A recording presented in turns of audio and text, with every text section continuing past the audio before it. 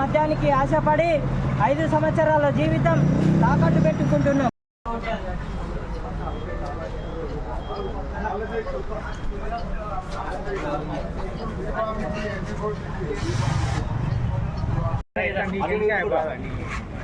నమస్తే. డబ్బులకు ఆశపడి ఓటేయద్దు, మన 5 సంవత్సరాల జీవితం తాకట్టు పెట్టుకోవద్దు.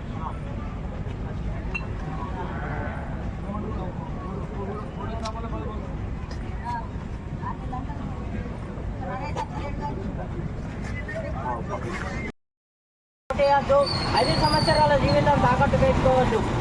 ఎందుకు ఈ మాట చెప్పడం జరుగుతుందంటే, కాంగ్రెస్ ఎన్ని రోజులు పాలించిందో మనకు తెలుసు, బీజేపీ ఎన్ని రోజులు పాలించిందో మనకు తెలుసు, బీఆర్ఎస్ ఎన్ని రోజులు పాలించిందో తెలుసు.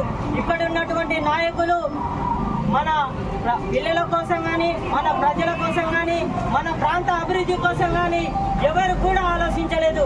ఒక్కసారి ఆలోచించండి. 1000 కోట్లు సంపాదించి వాళ్ళు ఆస్తి కాపాడుకోవడానికి కానీ, వాళ్ళు ఒక ఎంజాయ్ చేయడానికి కానీ పనికొస్తున్నారు, కానీ మన ప్రాంతం అభివృద్ధి చెందడానికి మాత్రం కృషి చేయట్లేదని సందర్భంగా నేను తెలియజేస్తా ఉన్నాను. ఎందుకంటే నేను 2018లో సామాన్యుగా ఉన్నప్పుడు పోరాటం చేస్తే ఒక సామాన్యుడితో ఏమవుతుందని ఎవరు కూడా పట్టించుకోలేదు. ఒక సామాన్యుడు ఒక శక్తిలో మారితే ఎలా ఉంటుందో చూపించడానికే 2018లో ఎమ్మెల్యేగా పోటీ చేశాను ధర్మపూర్లో, దుబ్బాకలో 2020లో బై ఎలక్షన్లో వేశాను, 2023లో మళ్ళీ ధర్మపూర్లో చేశాను, 2024లో పెద్దపల్లి పార్లమెంటు పరిధిలో ఎంపీగా పోటీ చేస్తా ఉన్నాను. 4వసారి పోటీ చేస్తా ఉన్నాను. పెద్దపల్లి పార్లమెంటు ప్రజలు ఒక్కసారి ఆలోచించాలి. నా గుర్తు సీరియల్ నెంబర్ 14 మన పల్లగుట్ట గుర్తు మర్చిపోవద్దు. ఎందుకంటే మన ప్రాంతానికి మన గడ్డం వంశీ గారు చెప్తా ఉన్నారు, మా తాతగారు ఎన్నో చేశాడు అంటున్నారు. ఎన్ని పరిశ్రమలు తీసుకొచ్చారు, ఎంతమందికి ఉపాధి కల్పించారు ఒక్కసారి అడగండి. అలాగే కొప్పుల ఈశ్వర్ గారు మంత్రిగా ఎమ్మెల్యేగా ఉన్నాడు, విప్పుగా ఉన్నాడు, మంత్రిగా ఉన్నాడు. మన ప్రాంతానికి ఎన్ని పరిశ్రమలు తీసుకొచ్చాడు, ఎన్ని కాలేజీలు కట్టాడు, ఎంతమందికి ఉపాధి కల్పించాడు ఒక్కసారి అడగండి. కేంద్రంలో బీజేపీ ఉంది, బీజేపీ మన ప్రాంతానికి ఎన్ని ప్రాజెక్టులు తీసుకొచ్చింది, ఎన్ని పరిశ్రమలు తీసుకొచ్చింది, ఎంతమందికి ఉపాధి కల్పించింది. కేంద్ర ప్రభుత్వంలో ఎన్నో పథకాలు ఉన్నాయి, కానీ ఆ పథకాలు ఇక్కడ వివరించే వాళ్ళు ఎవరైనా ఉన్నారా? ఎవరికైనా మన ప్రాంతం అభివృద్ధి చెందిందా ఒక్కసారి అడగండి. కుటీర పరిశ్రమ పెట్టుకోవడానికి ఎన్నో పథకాలు ఉన్నాయి, కానీ అవి సామాన్యులకు అందడం లేదు. మన బ్యాంకు చుట్టూ తిరిగి చెప్పులు అరుగుతున్నాయి, కానీ మనకు పని కావడం లేదు.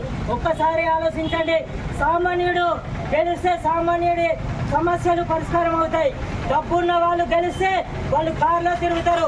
ఆ కారు ఎట్లా ఉంది, ఏసీ నడుస్తుందా లేదా, మనం ఎట్లా తిరగాలి అని చూస్తారు, కానీ సామాన్యుడి పరిస్థితి మనకు అర్థం కాదని ఈ సందర్భంగా నేను తెలియజేస్తా ఉన్నాను. ఇప్పుడు ఒకటే ఆలోచించండి. పెద్దపల్లి పార్లమెంటులో ఉన్నటువంటి పోటీ చేస్తున్నటువంటి అభ్యర్థులు కోటీశ్వర్లు, వాళ్ళ తాత తల్లి, అలాగే కొప్పుల ఈశ్వర్ అధికారంలో ఉండే ఇప్పుడు మంత్రిగా ఎమ్మెల్యేగా ఓడిపోయాడు, కానీ ఇప్పుడు మళ్ళీ ఎమ్మెల్యేగా ఉండి ఏం చేయలేదు.